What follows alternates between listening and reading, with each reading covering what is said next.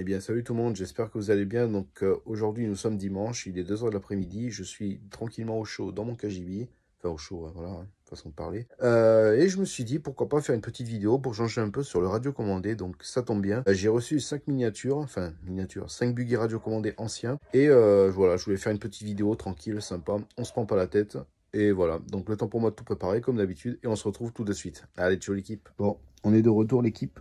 Alors voilà, ce petit lot de radiocommandés acheté 60 € sur le bon coin, frais pour compris, en état de jeu et problème électrique malheureusement, voilà. Donc à savoir, je le dis maintenant comme ça c'est fait, je devais simplement acheter ces deux.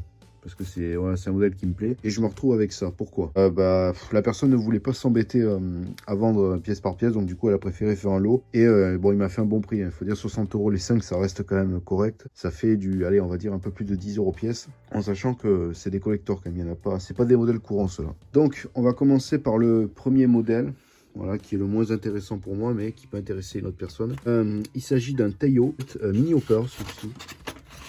Voilà. Avec la télécommande qui est en très bon état.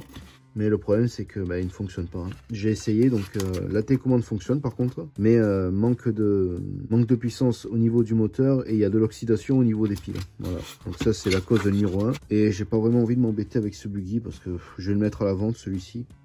Voilà, je vais le mettre à 10-15 €. On va voir si ça part. Ça fera plaisir à quelqu'un, je sais pas. C'est dommage parce qu'il est pas moche après. Mais il est vraiment petit. C'est de l'entrée de gamme. Quoi. Donc le couvercle, il est là. Donc pour ceux qui s'intéressent, je vais le mettre en vente sur le bon coin, ainsi que d'autres modèles d'ailleurs. Vous mettez un commentaire et vous me dites si vous êtes intéressé ou pas. Voilà, donc c'est vraiment un truc d'époque. Hein. La boîte est un peu abîmée, c'est du carton. Mais après voilà, ça reste, elle a pris l'eau un peu. Ça reste correct on va dire. Hop, on va le mettre là. Ensuite, qu'est-ce que nous avons encore une merde. Non, quand même pas. Alors, Cobra 3, il n'y a pas l'année, donc c'est 95 ou 96 celui-ci. Donc la télécommande fonctionne. Problème dessus. Les pneus sont morts, donc ils sont tous craquelés. Hein. On peut le voir au niveau de là. Il y a des craquelures un peu partout si on appuie. Arrière aussi, et malheureusement, on voit un peu le problème. Voilà, donc ça, il faut changer. C'est pas très grave, c'est la cause de batterie. Mais je n'ai pas encore ouvert, mais je pense qu'à l'intérieur, ça doit être plein de verre de gris. Ça, c'est dû à la batterie qui est restée justement connectée dessus à force. C'est comme les piles. Ça crée ce verre de gris. Et ça pourrit tous les circuits. Donc, niveau carrosserie, il est plutôt propre.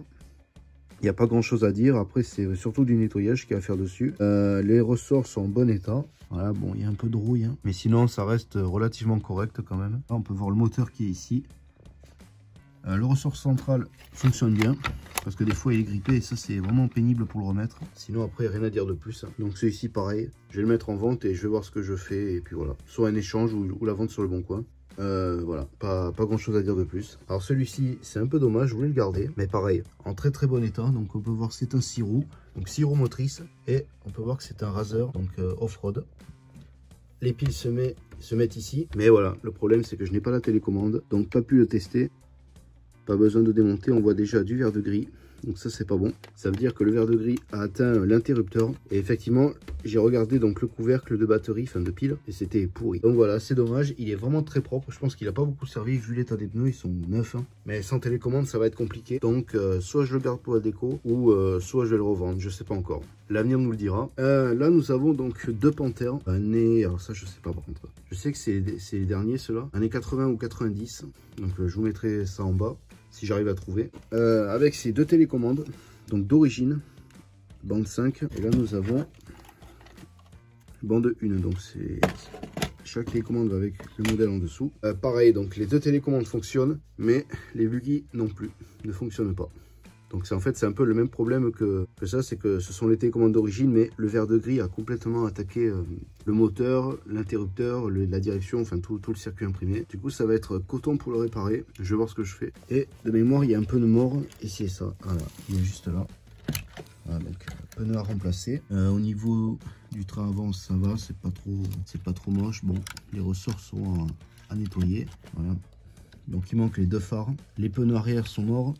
Les ressorts, pareil, il y a de la rouille. Les autocollants, bon, ben voilà, on peut dire qu'il a son âge. Globalement, celui-ci, bon, c'est plus destiné pour pièces, mais je vais voir si je peux pas le retaper, ce serait cool. Parce qu'il manque pas grand-chose pour qu'il soit propre et en état de fonctionnement. Et voir au niveau du circuit imprimé, quoi, voilà. Donc celui-ci, c'est celui qui est entre guillemets en meilleur état, donc il possède les deux phares. Les 4 pneus sont bons, il n'y a pas trop d'oxydation au niveau de l'interrupteur, donc c'est bon. Bon, nécessite un bon nettoyage. Au niveau des amortisseurs, bon ça va, il n'y a pas trop de rouille. Après il est vraiment d'époque sorti de grenier. Le moteur ça va, je l'ai testé, il fonctionne. On peut voir qu'il y a un peu de corrosion ici là. Ça sera à revoir. Voilà, donc il est assez propre en règle générale. Bref. C'était tout. On se retrouve pour une prochaine vidéo. J'espère que ça vous a plu. Voilà, c'était une petite présentation classique. Hein. J'aime bien vous faire ça, ce format de vidéo. Voilà. Bref, c'était tout pour aujourd'hui. On se laisse. N'hésite pas à t'abonner, à liker, à commenter. Enfin, comme d'habitude, tu connais. Et je te retrouve pour une prochaine vidéo. Allez, ciao l'équipe.